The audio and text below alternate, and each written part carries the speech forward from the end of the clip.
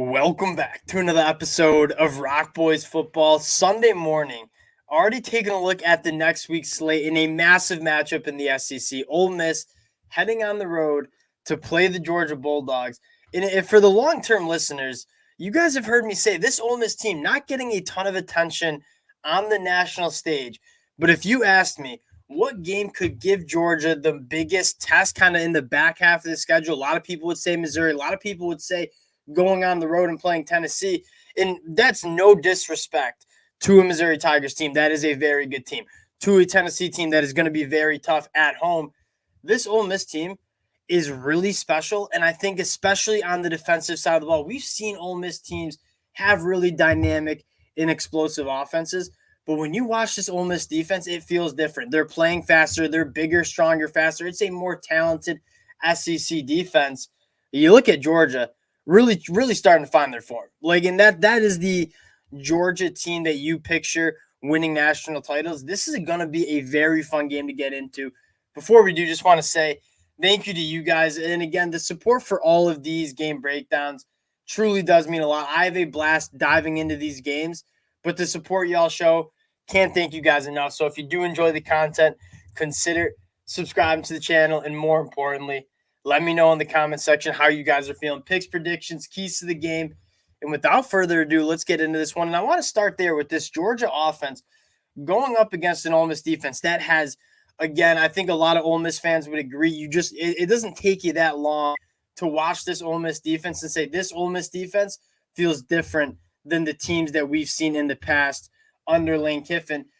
Georgia on offense, Carson Beck has been one of the biggest stories in college football. He has been so phenomenal. And even last night, it doesn't feel like he necessarily played his best game. You take a look at the numbers, 21 of 32, 254 passing yards, 2 touchdowns, no interceptions. Really feels in command of this offense. And when there needs to be a drive that needs to be made, a play and throw that needs to be made, it does feel like Carson Beck is coming up big. And you look at this offense, it is – everyone wants to talk about this Georgia defense, and this Georgia defense is phenomenal. This offense – top 10 scoring offense at 38.3 points per game, averaging almost 7 yards per play. That's another top 10 mark. Even without Brock Bowers, this Georgia offense continues to be extremely explosive. And what I think one of the biggest storylines of this Georgia offense, not only is Carson Beck playing really good football, I think exceeding a lot of people's expectations, this offensive line is starting to come together. And if you guys listened earlier in the season, in the offseason, part of the reason I was so high on the Georgia Bulldogs is this offensive line, I think, is one of, if not the best groups in the country. In the early parts of the year, it didn't necessarily look like that dominant group. You're starting to see that and they don't even have a guy like Amarius Mims, who's probably their best player on the offensive line, but Cedric Van Pran, Tate Ratledge, those guys that are NFL caliber dudes are starting to play to that level. And I think that's what's really helping this Georgia offense find its stride. You look at the running backs, Dejon Edwards, probably the healthiest version we've seen. He's running the rock extremely well, sprinkling in Kendall Milton in the emergence of Ladd McConkey. Again, a lot of the Georgia haters, if you will, what's going on? Can this Georgia offense be as prolific without Brock Bowers? And with no disrespect to Brock Bowers, the best tight end in the country, the best tight end we've seen in a really long time at the college football level, there's some other guys who are really stepping up, but you have to focus on Ladd McConkey, who just seems to continue to make plays whenever they need it. And Ladd McConkey's the guy. And if you're Georgia and you're a fan of Georgia, what you're most excited about is these guys stepping up, right? Ladd McConkey, Dominic Lovett, and then you add Brock Bowers back in the mix again. And so you have a very confident Ladd McConkey and Dominic Lovett, and then you add the best pass catcher in the entire country. That's probably what you're most excited with. Now, this Ole Miss defense, in years past, how the matchup would go is Georgia probably just going to win the line of scrimmage against the Ole Miss Rebels. And Ole Miss might be able to find some explosive plays through the air and keep this one close, but Georgia is just going to outmatch them up front. That's not the truth heading into this matchup. Now, does Georgia have an offensive line that can road grade and get some stuff going on the run game? 100%.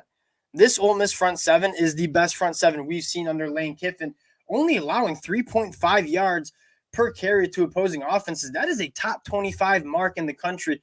When is the last time we've been talking about Ole Miss on defense being a top 25 unit against the run in the trenches on defense. Can't remember it. I mean, this is what I think makes Ole Miss so special. You look at guys, J.J. Pegas, Jared Ivey, Cedric Johnson, Isaac Wukuku. I think, one, they have a ton of talent. I think, two, they're really deep there. And so you look at this matchup, and can Georgia grind down Ole Miss? That's probably a question. But you watch that Ole Miss game against Texas A&M. You even go back and watch Ole Miss against Alabama in the first half. Like, these guys can match up with some of the better offensive line units in the SEC. What I'm looking at the most, though, and I think a lot of Ole Miss fans would agree, this isn't the first time that we've seen Ole Miss's defense really struggle in the second half. And to an extent, it makes sense, right? When Ole Miss plays with so much pace and they're forcing the defense to be on the field a lot, you can see the defense maybe get grinded down. That's kind of what you saw against Texas A&M. Texas A&M's first 4 or 5 drives against Ole Miss yesterday were punts. And then you had that blocked field goal that went for a touchdown. And then the second half, Ole Miss's defense felt a little bit different. I don't know if they were grinded down a little bit, but that, if you're Georgia and you're looking at a key to the game here, I think this Ole Miss defense is really good. And I think it can give the Georgia Bulldogs some trouble early. But you look at the second half against Texas A&M, that's when Ole Miss's defense looked a little vulnerable, right? Texas A&M running the football extremely well, a little bit more space in the passing game. If you're Georgia, a second half team, a proven second half team, you're probably looking at, we really want to try to capitalize in the second half against this Ole Miss team. In the back end, and I got to give a special shout out to Ladarius Tennyson. I mean, he didn't play a ton early on in the season. He was phenomenal against Texas A&M. I mean, you kept seeing his name flying around the field, being extremely physical. He's going to be an X factor. I think in the back end, I mean, Walton Prince, Sanders, Washington, like, they are really long and they're really good at kind of getting their hands on footballs. And Lane Kiffin even said in the press conference, when that ball comes to us, we got to start catching the ball more. They got some playmakers in the back end. Now, flipping the sides, I think the biggest matchup you're looking at with this Ole Miss offense going up against the Georgia defense is how well Ole Miss can run the football. Because when we've seen Ole Miss get the run game going, Quinshon Judkins against arguably the best front seven in the country in Texas A&M went for over 100 yards.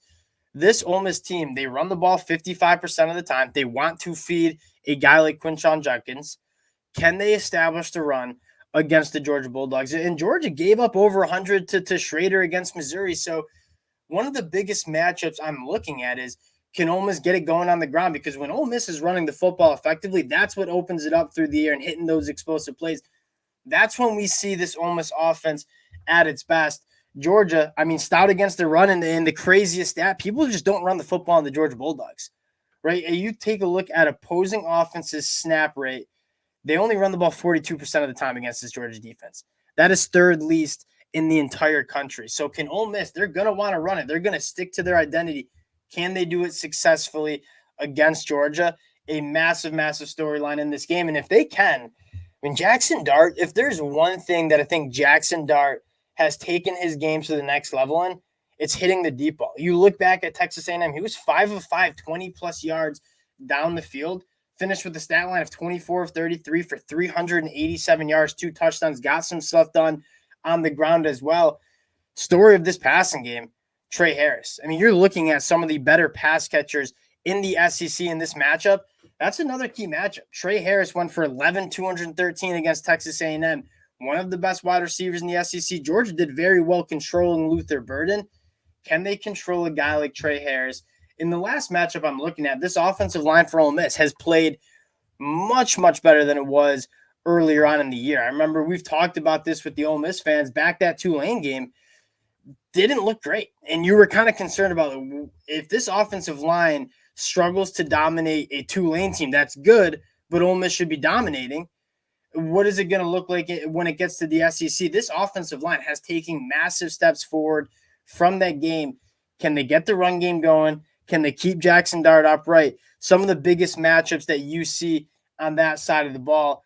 Georgia, on the other hand, I'm looking at the secondary. And we said this kind of coming in. Like this, the front seven for Georgia, it's always going to be good, right? Georgia recruits way too good up front. They develop their guys up front at an extremely high level. Did they have a Jalen Carter, Jordan Davis this year? Probably not. But in the secondary, I think they have legitimately 5 guys in the back end who are top 100 picks in the NFL draft, future top 100 picks, right? Javon Bullard, Kamari Lassiter, Malachi Starks, Tyke Smith's playing phenomenal football. In my notes, I'm saying every time I watch this Georgia team, I mean, they are putting the clamps down in the secondary. Brady Cook was only 14 of 30 for 200 yards and 2 interceptions against Georgia. That Brady Cook is one of the best quarterbacks in the SEC. Georgia in the secondary kind of completely shut him down. And Luther Burden had a few catches, but they were able to limit his impact on the game. Not many other defenses have been able to do that. Can Georgia, one, stop the run? And then two, can they control Trey Harris? You're looking at keys to the matchups on this side of the ball. Those are the two things that you're looking at. Now, getting to the pick, and I said this is the team that I would be most concerned with if I'm a Georgia fan. I'm going to take Georgia to win this game at home. When I look at it, it's hard to see Georgia in this level of Georgia win in Athens or lose in Athens, I should say. That being said, I'm going to take Ole Miss to cover the points, and I think this game could kind of come down to the wire. And if you get the version of Jackson Dart that's putting up 387 passing yards on Texas A&M, I think you look up in the fourth quarter, and this might be a one-score game. And although I have confidence in Georgia as a second-half team to maybe finish this one out, this Ole Miss team is going to keep it extremely close. I think this is one of the most dangerous teams in the SEC, quite frankly. I'm really excited for this one. I mean, we've talked about Lane Kiffin having hot starts and kind of fizzling out. This team feels different to me. This is going to be a really fun matchup. Again, appreciate you guys rocking with the fellas. If you do enjoy the content, consider subscribing to the channel. We appreciate you guys, and we'll talk to y'all later.